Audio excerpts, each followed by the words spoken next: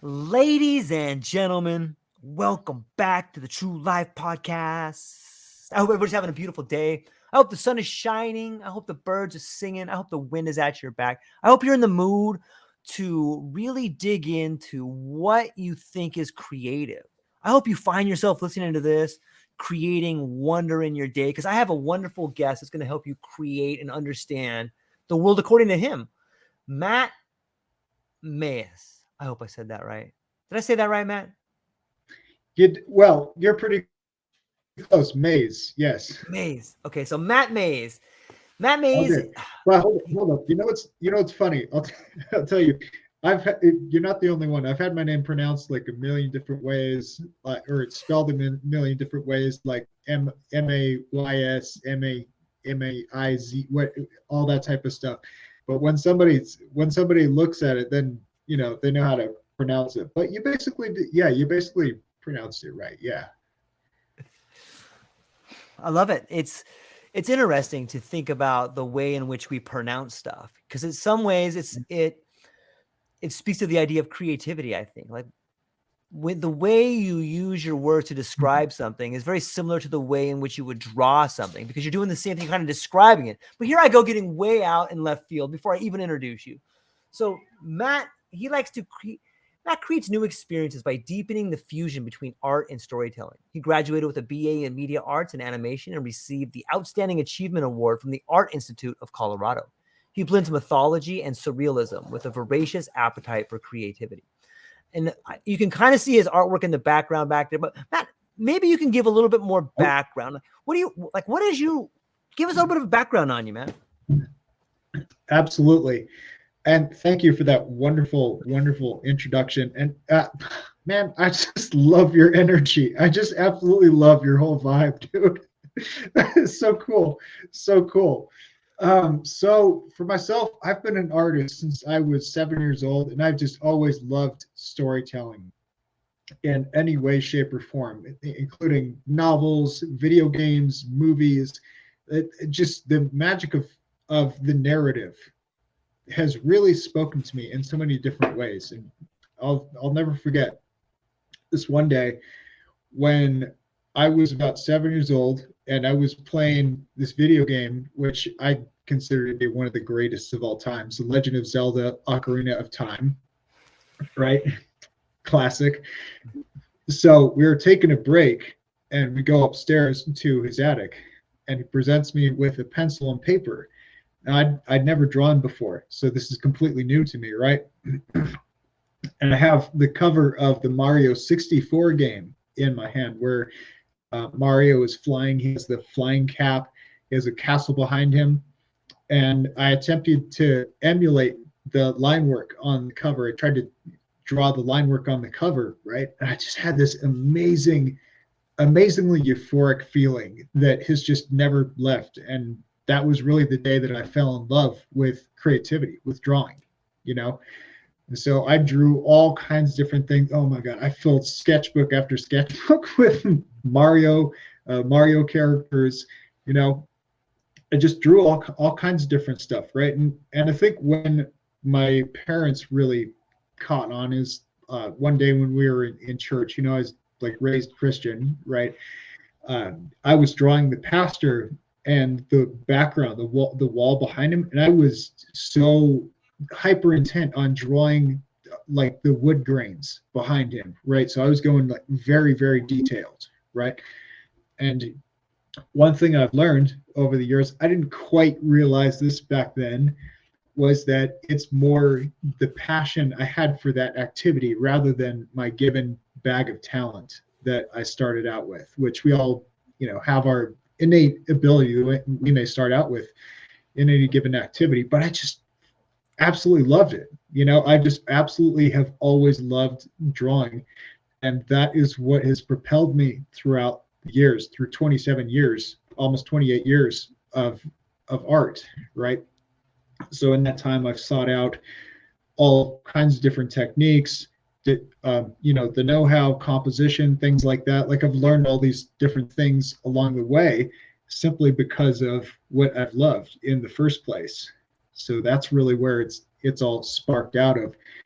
But there was the massive, really massive pivotal moment for me only a handful of years ago, really.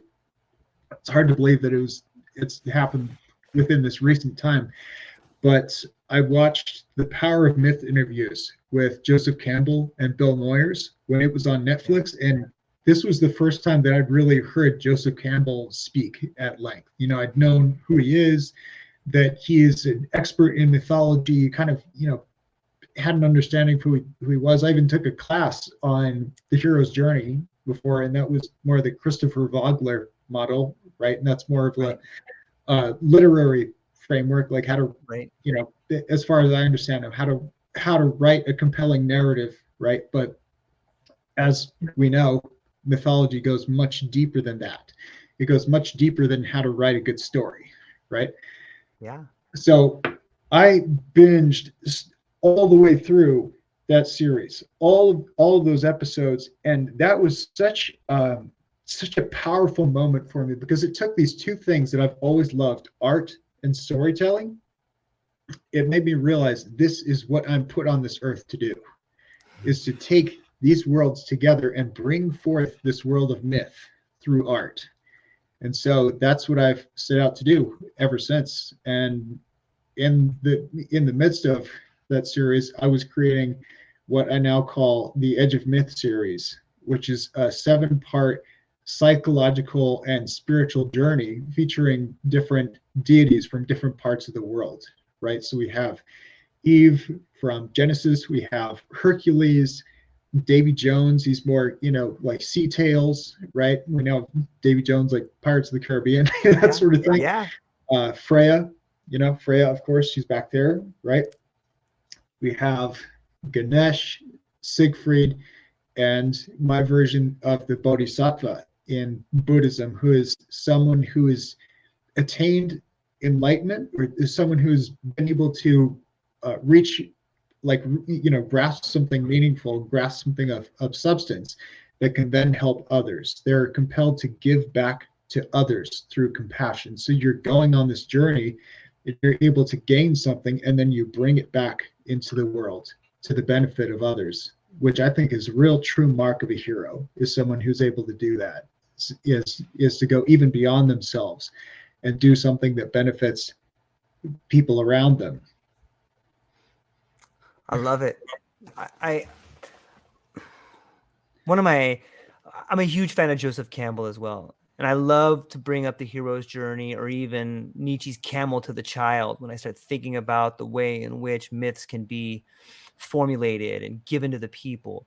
And I think there's a wonderful, beautiful symmetry between someone who has the ability to create stories and pictures like you do. And for those people that are looking and watching, if you just look at the image behind Matt, you can catch a glimpse of some of the ways in which he interprets mythology and then paints you a picture. You can't see it right now because it's not close enough. But as you appear and get closer and closer to Matt's work, it draws you in, because there's images within images within images, much like a mythology has a story within a story within a story.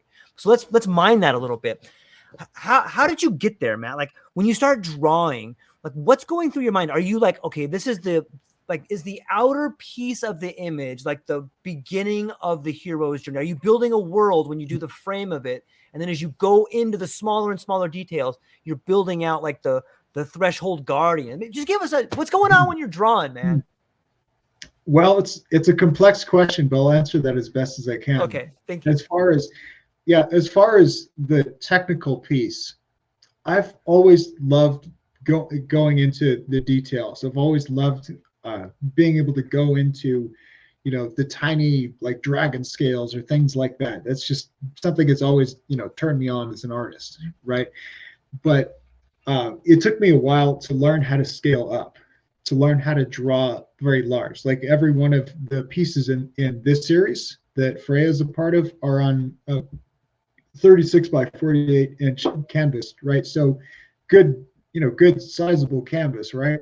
Yeah. So that took me a while to get there, you know. As far as when I start an individual piece, I'll always start with my curiosity. I'll always start with like researching. I want to know as much as I can about this particular figure, why they're important, what they represent. I'll dig into different sources on the internet. I'll read books. I'll, I'll cross-analyze different sources, things like that, because what has often happened with symbolism is people can obfuscate the meaning. I mean, and like they can intentionally confuse the meaning. They want it to mean this, and it actually means this. So I really want to do justice to the original meanings. And when we're dealing with mythology, we're also dealing with different cultures as well. So I have a really deep respect for honoring those different cultures through the artwork, right?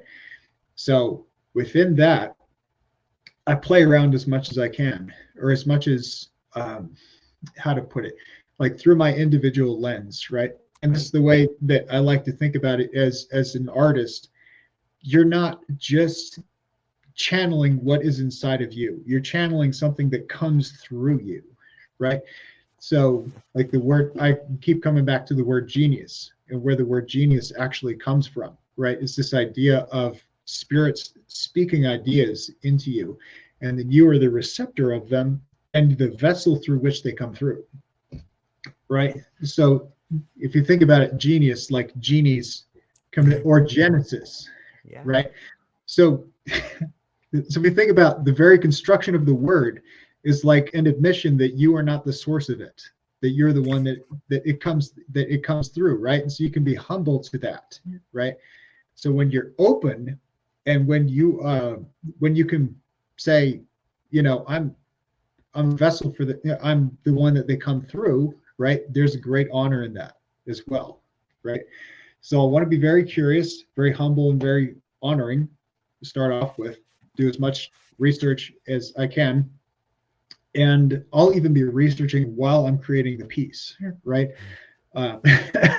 So, but to the technical part, what I actually do in terms of my artistic process, I'll start with a sketch. Say it could be on a piece of paper, it could be a sketchbook or something like that, and I'll get as much of the defined details I think that I need to carry on and go through the piece. I want to get as much of a clear idea as I can in the sketch, which really that's the purpose of a sketch. For those, it's not just a shitty drawing. It's no, a sketch is a study. A sketch is a study for you to be able to then prepare for that final piece, right? Ideally, right? If you're intending to make it into a final piece, which I often am, because I'm very focused on building my collection, and I'm like, I hardly ever do something that's just kind of for fun, but sometimes I do, Anyway, then I'll take that sketch and I'll say, what's the canvas that I want to apply this to? So say it's a 24 by 36, and I'll divide that into a grid. So say, 3 by 4 or something like that. So then I'll take that, divide the canvas into 3 by 4, divide the sketch into 3 by 4, and then as I'm using that grid, I can then apply that to that canvas, right? I can say I want this to be as much of a match, an effective match from the sketch onto the canvas as it can be. So then I do the very detailed sketch on canvas, and then I get to applying the mediums, which are the acrylic, airbrush, and paint pens. Oh my God, I have gone to really, really love that whole combination right there. Let me tell you, for those who are familiar with paint pens, it's like being able to draw with paint. They're freaking awesome. It's like you can't get cleaner line work on a physical piece than paint pens. So they're just really, really awesome when I need to do some really, really clean lines. And airbrush is fantastic for creating a sense of softness and also highlights. So those are two things I've really been focusing on in my work recently, is the explosive pop of the highlights. And in realism, if you look around, if you just notice around you, and artists are doing this all the time. If you're observing around you and you do still life type stuff, uh, there's softness in the way that light and dark play with each other. So you could think of I used to think of this. Took me a little while to wrap my head around. Like, this thing is light and this thing is dark is not really a very good way to think. You want to think in an integrated way, like the light starts over here and then it has a fall off, right? It has a fall off, which creates, that's a gradient. So it goes from light to dark, right? So it sounds simple and it sounds obvious, but that one took me a while to grasp. And then it's actually applying that to artwork. It's a whole other deal. And patience, man. Like, I will stick with that piece until it is finished. There are a lot of artists who are like, how do you know when? People ask me how do you know when a piece is finished? Or like, oh, a piece of art is never finished. Like, I'll get to the point where I can't conceive of another thing that I want to do on that piece of artwork, because I look at it and I say in my mind, it's done. That's when I know. And that could take sometimes 100. Like, longest I've taken on a piece, I think, is around 300 hours or so. Wow. But yeah. So the way I like to think of it is, however many hours I spend on that one individual piece, the amount of time that it's going to exist like that afterwards is so much longer than that. So it might as well be as quality of a piece as it can possibly be. We could talk about refining, optimizing, and getting better and faster and all those different things, but like, do the damn thing justice. Do you feel that with every piece that you create, that you learn something new about yourself? Oh yeah. Oh, can you give us an example? Give us an example of, like, what have you learned with in one of your favorite pieces that you've collected or you've created recently? Oh my God.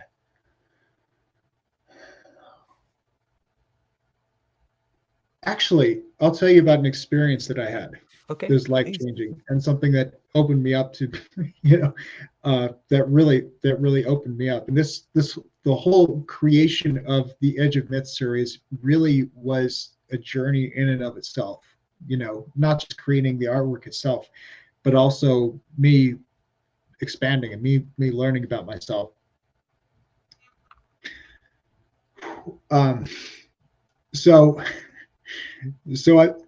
This was during lockdown. This is during 2020, right, where we were all, inside. And I thought to myself, well, I have all these different paintings that I'm going to finish. Like, I might as well get down to it. Might as well get down to some work, right? And so that was my routine: get up, paint all day, paint all day, paint all day. And so I wanted to get a lot of progress on the remaining pieces, which were Freya, Ganesh, Siegfried, and the Bodhisattva, right? So I did a bunch of work on them without necessarily finishing, because this one thing I find works for me when I'm working on a series, and I do enjoy working on the series specifically, is I like to volley my energy around. It keeps things fresh and it keeps me feeling productive, and I'm constantly moving, constantly churning out new work, Yeah. So got a bunch of progress on Freya, then Ganesh, then Siegfried, and then I got to the last piece, the Bodhisattva. And I'll never forget, I had this vision. And I tell you, not like a hallucination, not like, I've never had anything, well, haven't had like a, like seeing things, with waking eyes, right? But I would have a mental vision, right? But I closed my eyes and I paid attention to it. I tell you, each one of these pieces was a total mental, physical, spiritual, and psychological investment. Like I was all into every single one of them, right? And so there's this one day that I saw this in my mind, where I'm in this castle. We have different things, all these different creations around, right? We have 2 thrones, and there's a young boy who I perceived as my younger self, my child self, running around this castle screaming, "Where is she?" And I felt that. I felt that shit in my bones, right? I felt that cry out in my bones, right? I felt this energy rushing through me, like tears streaming down my face, like I was having a deeply, deeply cathartic experience, right? Or deeply, just, yeah. And it was like some, Saul being knocked off his horse type thing, like the light shining and you can't ignore it anymore, right? And so at that moment, it just became absolutely clear to me, like I have to find whoever this is. I have to find this person. That's my quest, and I could perceive that it wasn't out of loneliness, but rather out of who's the person who belongs next to my soul. Who is the person who is fit to sit on that seat next to mine, right? And so I kept working. I kept creating the rest of the series, and I worked my way back from. It's funny, we're talking about going to the top of the mountain and coming back down. That's pretty much what I did. I pretty much went up to the top and worked back down to Freya, who ended up being the very last one, the final piece that was completed. And so I was working on my OkCupid profile and stuff at the time, right? And so I took the last 5 pieces that I needed to be scanned in, and my father gave me a ride there that day. He takes these pictures of me with all these different pieces in front of the print shop, right? Mm-hmm. So I'm looking at these, I'm like, it's pretty good. It's pretty awesome. So I picked one of those and I put it on my OkCupid profile. And sure enough, within like 2 days, I was talking to Helena. She might, I don't know, maybe she may have sent me the first message. I actually can't remember which one of us messaged first. I think it was her. And then the day after that, we started texting. And 2 days after that, we went on our first date. And no way. Yeah.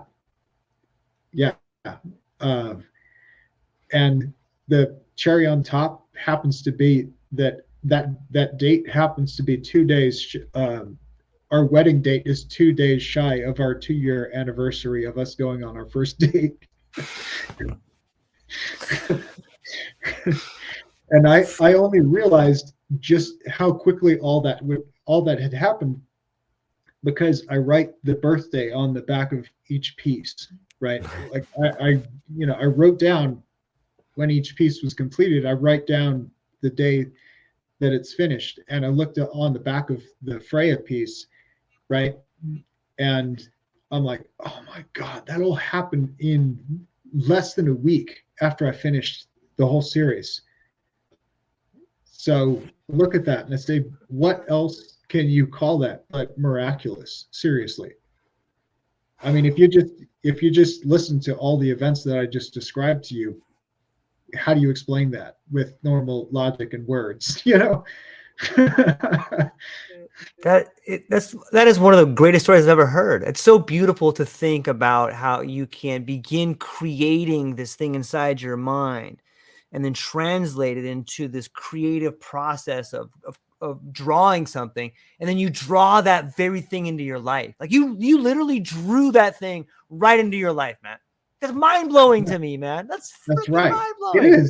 It is. And Freya has been such a bond for us since we first met. And actually for a while, Helena had the piece of artwork as her screenshot, or the lock screen on her phone. So I'd be talking to people about my artwork, and she would be right there, and she would have her phone. She'd be like, "This is his artwork right here, showing everybody." It's like that's so amazing. Yeah. Praise be, blessed be Freya. Oh my God. Do you think that more people, like listening to this story, do you think that there's something to this idea of manifestation where, like, if you begin not only pursuing something, but wholeheartedly, if you have the courage to have that moment where you're like, I gotta find her, and you pour your creation into something, do you think you can other people can use that same strategy or harness this energy to draw those things into their life? Yeah, absolutely.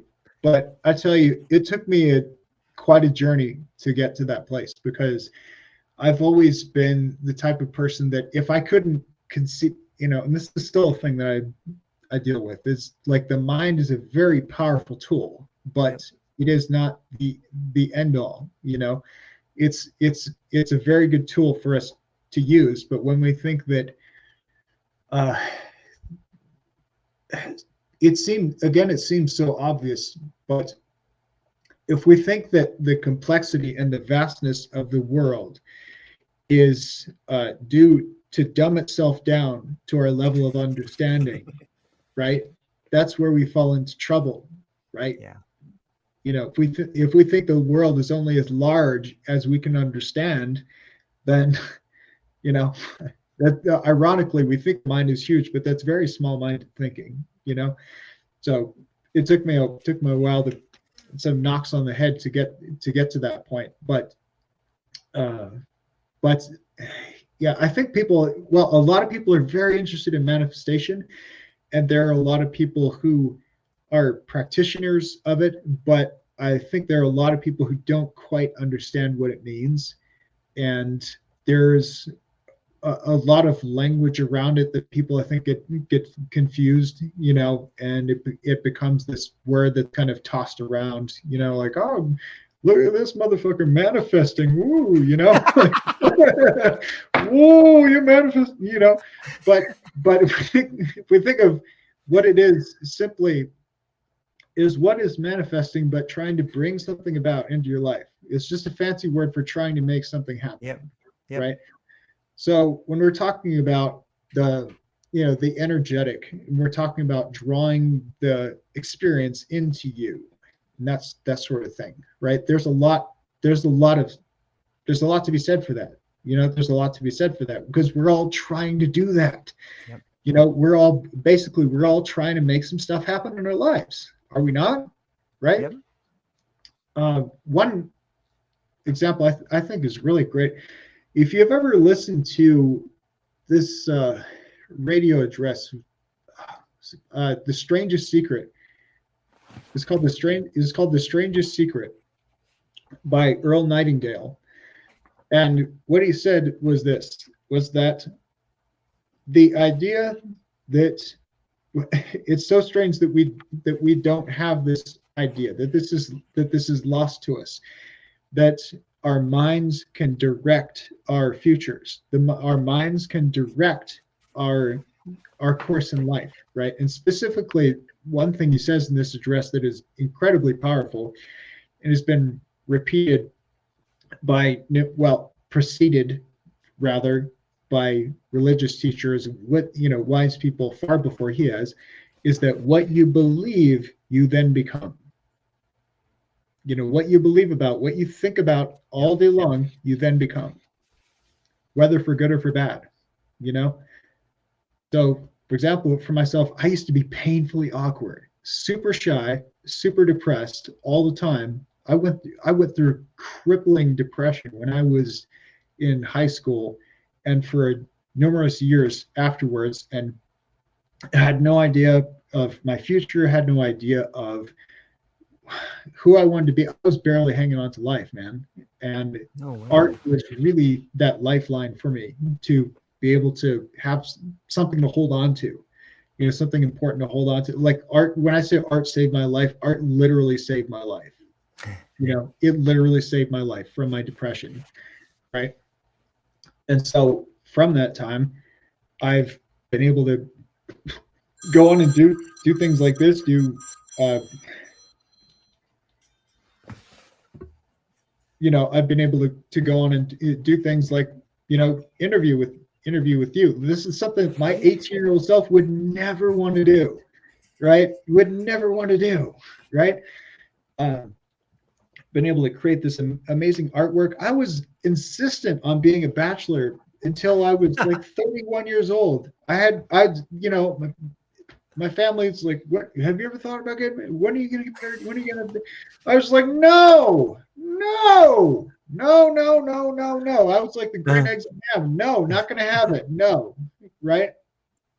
So it took me a long time to reach the point where actually the story that I just shared with you, that was the turning point. That was the point where I was like, I have to find this. Like, I was open to being a father. Like, I was open to getting married, open to marrying someone who frankly, I wouldn't have gone for it before, because I wasn't in that place, you know. Just extremely attractive woman. I mean, I love this woman. She's the love of my life, you know. But I wasn't there yet beforehand, you know. And now I'm the stepfather of a 10-year-old son. I've freaking adore that kid, you know. I love that child. And yeah, we just passed our 1 year mark. We just celebrated our 1 year anniversary. I don't know if you can see my wedding ring there. Oh yeah. I like that. It's a good one. What do you guys see yourself as, like, with your background in art and the relationships and being able to draw this life around you right now? Mm-hmm. Do you see, like, what myth do you equate this to? Like, you've definitely moved into the world of myth making and stuff, but do you see the series that you're working with as a manifestation of your life? Like, you've drawn this person into your world this relationship.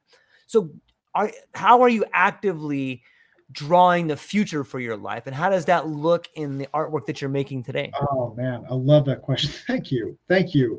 I think you're the first person who's ever asked that question. I love, well, yeah, you're like, yeah.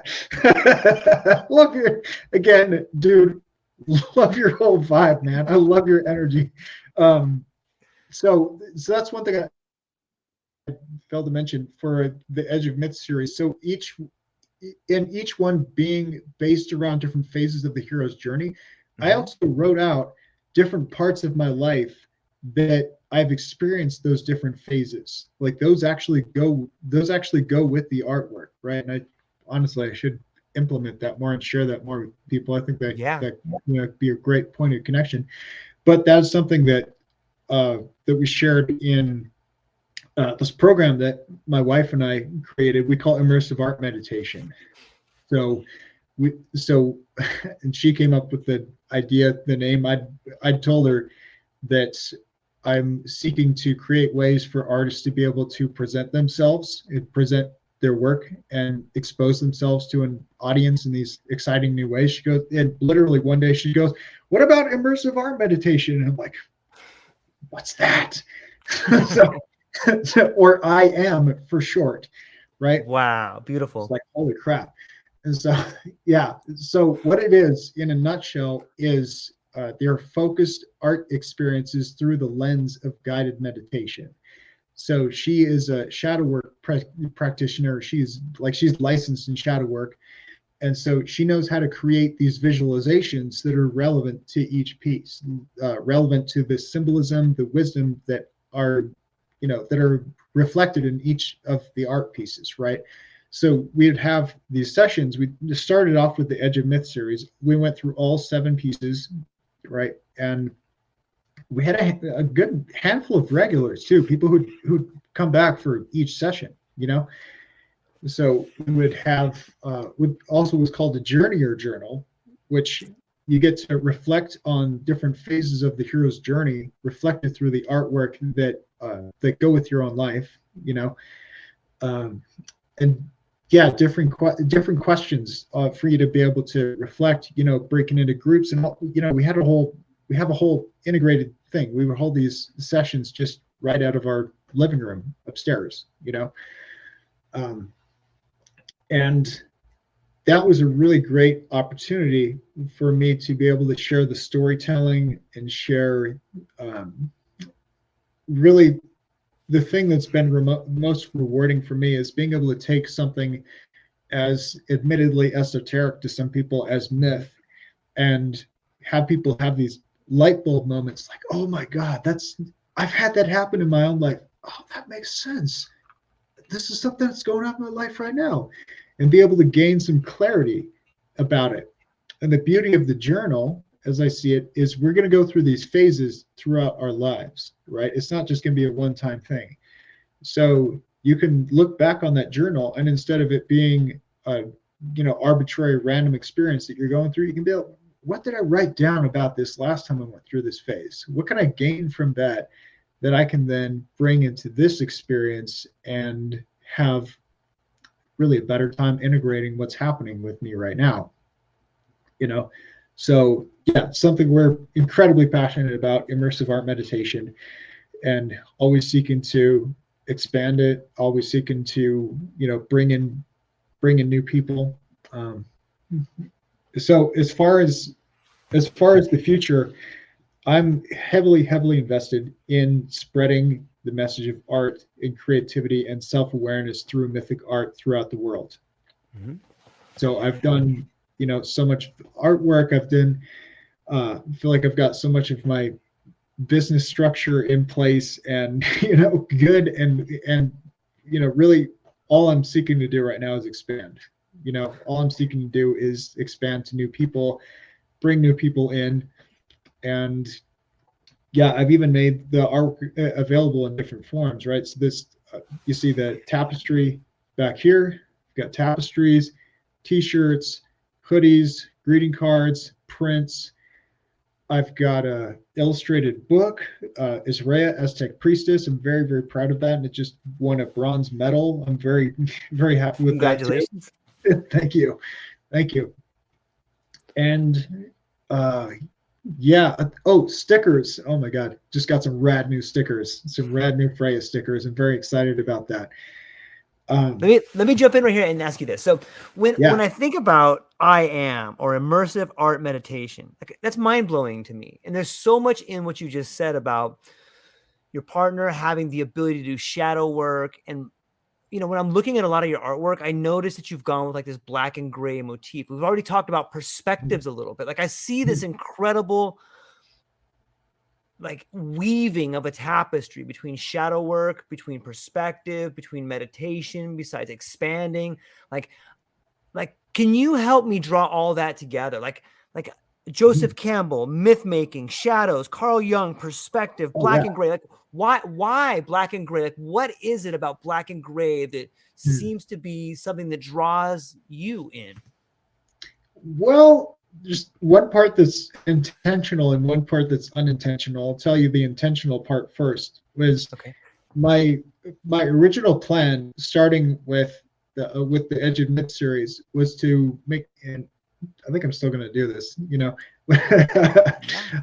but to do the grayscale versions and then reprint those onto the same size canvas and then paint those in color. So that way I would have the grayscale version original and also a painted version, a physical painted version. I think that's just a really, really cool thing, right? Yeah. So that was the unintentional, or that was the intentional part, was that whole process. The unintentional part is that they give this sort of this timeless look, and I really love that. Yeah. You can look at them and I mean, I would it's hard for me to imagine them original otherwise, because they're so characteristic in what they are, like I don't look at them and go like, oh, I wish that was in color, or I wish that was those colors. Like I look at them like, no, that's exactly how I want it. It's exactly how it should be. And actually, I'll tell you, my very dear friend August has grown has just grown so much in his relationship with Frith, as you would say in Norse, with Freya, right? Your Frith is your relationship with Freya, right? So he has this, I keep pointing over the wrong shoulder, excuse me, this tapestry hung up on his ceiling. He sent me this video one time when it was on his wall, where he had these multicolored lights sort of slowly strobing over that piece, you know. So you have these reds, these purples, these, you know, I just put out a sizzle reel on my Instagram. You can go check it out. It has that video in there. Really proud of that, by the way. But it has that video. That wouldn't have been possible if that image were in color, right? Because her being grayscale, you're able to do really cool things like that. You're able to do really cool things like project your own colors and things like that. And I tell you, like, people love some Freya, like really, really do. You know, it's funny. I've had this experience where I'll show the whole series, like I'll line up the whole series, and people instantly gravitate towards Freya, which is so cool, because so she represents. So when I mentioned earlier that they each represent different chakra points as well. So she is the heart, right? So she's the heart, and I think it's really interesting that people have such a love for her, you know, representing the heart. They really gravitate towards her. So in that way, I feel I've really hit the mark in a really meaningful way. But to get to your question about how it all comes together, I've just always been such a curious person. I've always been very interested in how things work, how, you know, things that I'm interested in, like how, you know, philosophy, wisdom have always been things that have fascinated me. I've just always genuinely been interested in. So one reason, massive reason why I love mythology is because it's a container for all of these different aspects of the universe, all these different aspects of how we understand ourselves as humans. And it's really this amazing playground for me to be able to pour in all of my different fascinations into any given piece, right? So when I'm researching and when I'm really going deep into a piece, I'll say I want to represent different aspects of them that are known, like Lakshmi, right? Coins, for sure. Like, she represents abundance. The coin, you know, putting the coins in there, and she represents abundance in many different forms, right? You know, the divine feminine. We actually, so my wife and I just did prayer to Lakshmi this morning. She's really been going into the Hindu traditions in this yoga teacher training that she's doing, right? And they do a lot of stuff with the Hindu deities. So we did a Lakshmi chant this morning, and yeah, so she represents that giving, that outpouring, and so I'll think about again, this being open to all different connections, all different ways that may be connected to those core ideas, you know, to the core idea of like abundance, and even some wordplay. Like with my Lakshmi piece, I have one stream of coins going outward and then one coming inward, right? Because if we think about the word currency, it's like a stream, like a current. It flows in and out. You know, you have money coming into your life and going out of your life, right? It doesn't just always say, you know, stay still, right? Like right. It's not a pool of money. It's a current. It's a current, right? But and what's the, you know, this is saying in like financial circles, whatever, money gets bored, you know, likes to move around. If you don't keep it moving, then it's gonna leave. all that sort of thing. But that's a whole other can of worms. But anyway, but that's why I love curiosity. And the more I look around, the more that, you know, I do what artists do, and I'm looking around the world around me and saying, what sticks out? What can I pay attention to? What's there that I notice, I can observe, that I can then pour that knowledge and wisdom into the artwork, right? Because if anything, I want it to be relevant. I mean, like it better be relevant, you know? Yeah. So, so it's all at the same time. There's a lot, I mean, there's so much space for self-expression. There's so much Right. space for, my own fascinations, my own, um, the way I like to think of it is it's like the ideas choose you as an artist to I come love through. that. Yep. Like artists, like you could say you have passion, or passion has you, creativity has you to come through, you know. And so there's plenty of space for that.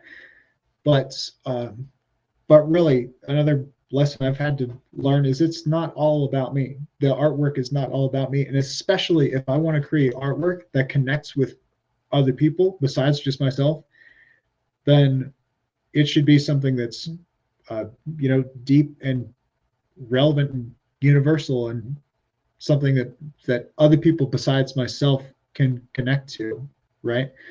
Because in that way they can be a mirror for people to really connect. Like the fact that you can look at it, man, it lights me up. The fact that you can look at the artwork and see all those different things and have them stand out to you, and knowing that I put that stuff there, and you can then receive that signal, and it Yeah. means something to you, and there's a dynamism there.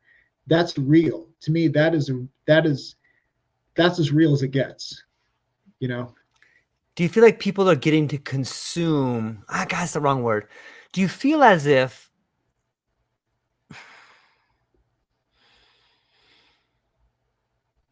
when you give life to something, be it a symbol, a piece of art, that you also allow someone else to partake in that life? Like you kind of give them a little bit of your life when they see it and they can Yeah, recognize that symbol in you, right? Like that's pretty damn beautiful, man. yeah, it is. And actually, to speak to another deity, Prometheus is another one I love them. very highly resonate with. Literally is the one who clutches the flame, brings it down into the world. Let's think about in how many different ways that's possible, right? And that's where I love how myth can interweave with real life, right? Like, let's just think about how many things are possible because we have fire, okay? Yeah. Right? Like, how many things are possible because we have heat, you know? But in the metaphorical, metaphysical sense, right? So if we think of the place that the flame comes from, that ineffable source, that place that we can't see with our physical pair of eyes, right? Right. So when you're a creator of some sort, whether it's a artist, whether it's a visual artist, a musician, or you think in creative ways, right? And we all have the capacity for creativity. We can just express it in different ways, right? But it's that reaching up into the place that only you can perceive, Right. right? You have a vision of some kind, or you have a sense, you have a thread that you're trying to pull down into the world, right? And so you're tugging at that thread, and you're pulling at it, and there's the whole journey of bringing it down and it revealing itself to you, you being more in tune with what it means, what it uh, Yeah. and all the while you're bringing it into a form that people besides you can experience, right? So it's not just you seeing it in your own head. All of a sudden it's a painting on a canvas, it's a song that everyone else can hear, right? So Yeah. now instead of being a possibility, it's a real thing that has been brought in, and you've been able to be the person who's brought that experience about, made it possible for others to enjoy it. And I think that is just an incredibly noble pursuit to be able to do that. I think there's true nobility in making something that others can also experience, and you also get to experience, because guess what, Mm-hmm. I get to look at Freya too, and I love her. Yeah. Yeah. I have the tapestry hung up in my meditation space at home, so I get to spend mornings with Freya every morning. you know First off, that's a beautiful way to put it. Thank you. I've never heard it put like that. But I'm gonna have to go back and revisit this idea of pulling something down and allowing that thing to be expressed through you. Like that's beautiful, man. I really, I've never heard it put that way. In some ways, I imagine your artwork of Freya. I imagine you looking through her eyes at all the people that see it. Like you're getting to look. Is that too crazy, man? I kind of get out there sometimes, but like, I don't know. I think it's wonderful, man. Like, do you ever feel like you embody that? Like ever what now? Do you ever feel like you embody the very, like when you leave that artwork, like obviously when you leave that artwork, do you feel like you can kind of still see through? I don't know, man. I'm kind of getting out there a little bit. I took a little bit too many mushrooms. Am I on the right track? So my very, very dear friend Scott Mason, who, by the way, you would, if you haven't met Scott Mason, you would absolutely hook me up. Let's talk to him. I would love to talk to him. I would love to. And he's a fellow octopod as well. Fellow, in the octopus movement. He actually introduced me to Perry. So he was how I got brought in, right? But so he has introduced me to this idea. He's incredibly passionate about mythic avatars. And so what that is it could be a mythic figure who you identify with very strongly, whether in your personality, your life circumstances. Well, I think it goes deeper than life circumstances. It's you who you personally identify with, right? And I think there could be one too, because Freya has really resonated with me powerfully in the feminine, and Prometheus has been for the masculine. And also I've really recently gone into identification with Odin from Norse. Right? Had some very powerful Odin type experiences. Anyway, so that's what a mythic avatar is, right? And so if you find that there is a specific figure, you're like, I've never thought about this person, but I can't stop thinking about them. Or a mythic figure you can't stop thinking about. That might be something to go into. What is it? I see Merlin. Yeah, Alicia's talking about Merlin. That's the magician, right? Yeah, the magician of King Arthur's court. Wow. There's some great mythology in there. Yeah. Oh man, that's cool. Merlin. I actually have a Merlin piece. That's amazing. I'll have to share that. Yeah. Yeah, Merlin. Oh, my guy. But this is where, man, I've had such a multi-winded road around mythology. And how much time have we got? I know you said an hour. Do you mind if I tell a story real quick? Yeah, man, please. Okay, amazing. So, because I was brought up Christian, right? Like I went to numerous different churches, things like that, and I always felt that oscillation between connection with God, the connection with the Creator, and also this sort of illness that went with being in the institution of church, which I found over time to be two different things. Right? It's very important that those are two different things, right? Seemingly connected, but what I realized was that I couldn't remain in that. I couldn't remain in that feeling of disease, Yeah. And at the same time, there's so much psychology that can tie a person into thinking a certain way, right? And like I said, I've always relied on my mind, and this is where I had to I felt like I had to think my way out. I couldn't. If you have deeply set beliefs, if you think that you can just simply say, "Oh, I don't want these beliefs anymore, and I'm going to walk this way," not going to happen. Yeah. Good luck, right? So what had to happen for me was I had to be able to see evidence with my own eyes, right? And that's a pretty tall order if you're talking about being deep in Christian culture. So there was this one day where I was watching this video. I found this video on YouTube this guy, Pastor Ray Higgins. He's very into Kemet and Egypt, all that kind of different stuff. It's very fascinating. Whether yeah, he has some very insightful things to say. Up to you if you buy into his whole philosophy and all that kind of stuff. But I tell you, what I saw from the video I watched was, well, he went to Egypt and he took pictures of all the different iconography. He took pictures of all their different symbols, and he came back and he said, hey, look at all this stuff. Like, they have a Trinity just like in the Bible. They have all these things just like in the Bible. So me being able to look at that and see that with my own eyes, right?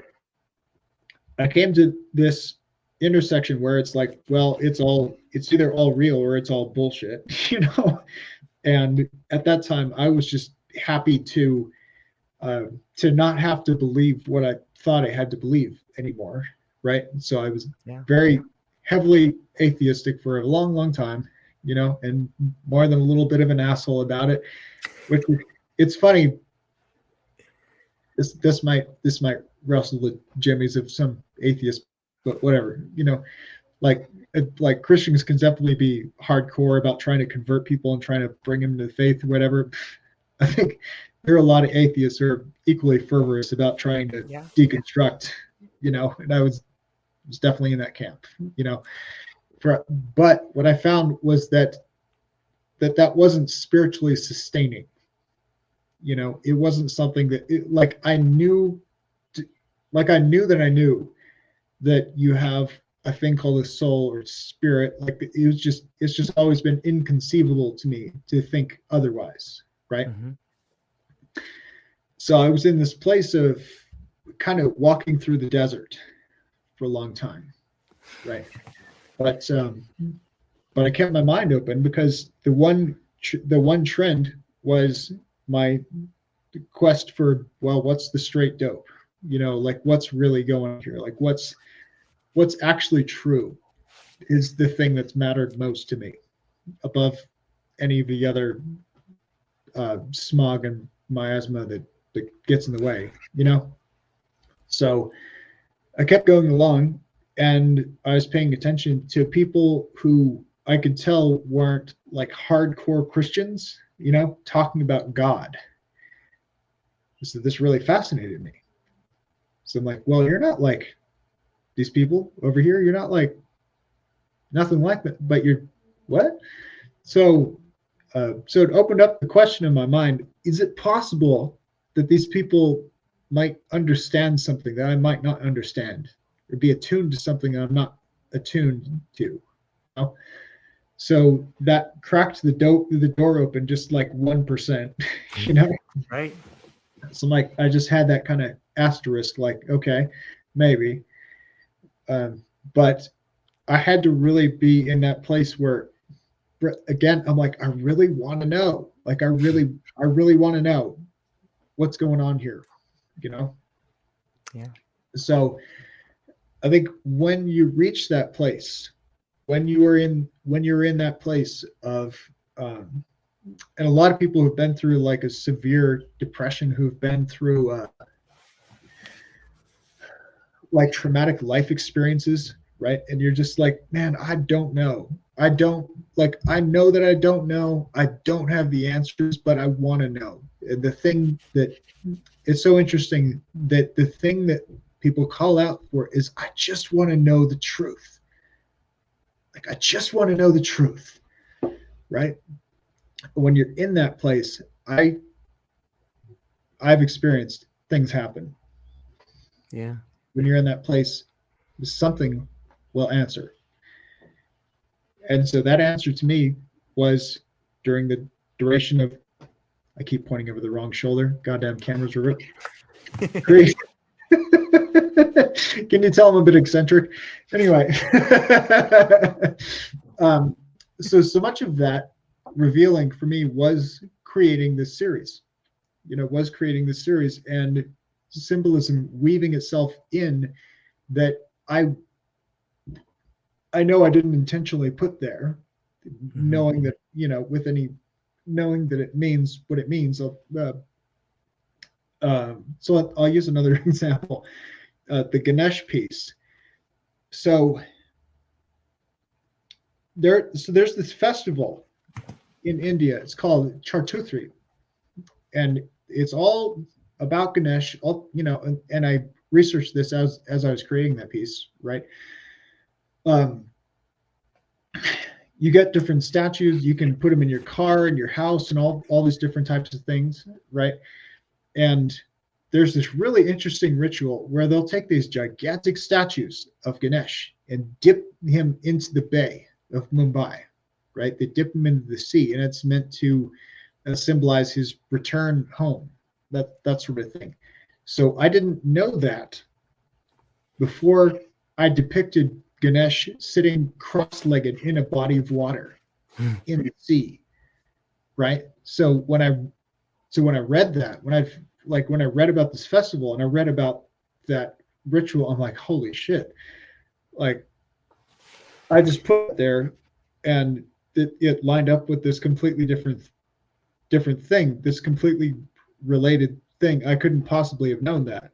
Right. So that confounded my mind, confounded and opened it up in a positive way, in a way that's wondrous. Opened me up to a new dimension of what my art can do, what my art is able to bring forth in symbolism. And so to round out the answer to your question, I simultaneously have regard for all these different cultures, all these different myths from different parts of the world, right? And then there are the ones that I personally most identify with, and I'm okay with those being two different things, two sort of connected but different things, right? And yeah, so myself, I've really been feeling called to my Norse side recently, right? So Odin and Freya, really been very connected with them, and uh, yeah, it's fascinating. And when I think back to that, like when I actually found out that I'm part Norse, there's this one day where my mom was telling me that my aunt had this blood work and revealed this DNA, and it's just like, oh, so you're part Norwegian, and to her, I don't know if it was that huge of a deal, right? But she was like passing this along, But to me, I'm like, the land of the black coffee, the Vikings, and all these gods, and I was just like electrically excited, right? I felt like I was just like, oh, in the metal, and I was just like, I was so jazzed at learning this. Like I learned a very deep and important part of myself, and I've just felt myself coming back to that again and again and again, And so now I'm much more conscious about it, and much more intentional about honoring that different side of myself, through the artwork, through meditation, through ritual, So yeah, I would invite people to that curiosity as well. Like, I'm so much a proponent of self-awareness through art or through, your life in general. What really speaks to you, what you're really passionate about, and the realm of mythology really is no different. If you find that there are different figures that stand out to you, then look at yourself too. Look at how you may have something in common with them, and yeah, I would encourage exploration of those things. I love it. It never ceases to amaze me, the call to adventure, and we find it in all the stories around us. And if you start on some level, just from talking to you today, and I know this in my own life, I think we parallel on so many levels, different and same. But when you start beginning to understand the call to adventure, you can't help but begin living it. The more you get drawn into the myth, the more you become the main character in the myth. And I hope by everybody listening today, I hope you understand that you can create the things you want in your life. You can literally draw them into your life the way Matt has. And I want to point everybody to the links below to go check out Matt, his studio, and the links down there. You should reach out to him and check out everything that he has at Quantum Keyhole Studio. And this idea of I am, like, I can't, it seems so perfect to me. But before I let you go, Matt, would you be so kind as to tell people where they can find you and if you have anything coming up and what you're excited about? Yeah, absolutely. Thank you. And again, George, thank you so much. It's been a tremendous experience. Right back at you, man. Thank you. So I'm local to Denver. Different places you can find me. My website, quantumkeyholestudio.com. I also have a Linktree that, I mean, that's really the best way to find everything. It's linktr.ee. I think it's /qkstudio, or no, /qkstudio, right? And before I go, I want to tell you about another project that I'm very excited about. I would be remiss if I didn't mention Mythic Monday. And this is a collaboration that I've been undergoing with a very dear friend and fellow myth enthusiast, Scott Mason. Nice. What Mythic Monday is, in a nutshell, is each week we pick a unique mythic figure and we feature them on the show. We dive into, this is on Instagram Live, we dive into the meaning within their story, and I create a live sketch of that figure as, you know, as Scott is telling the story. Then at the end we come together and we have a dialogue about it. And I tell you, we have really enjoyed a very enthusiastic audience through the duration of each episode. We just completed episode 30 this past Monday, and we talked about Sophia, the Gnostic divine feminine deity Sophia.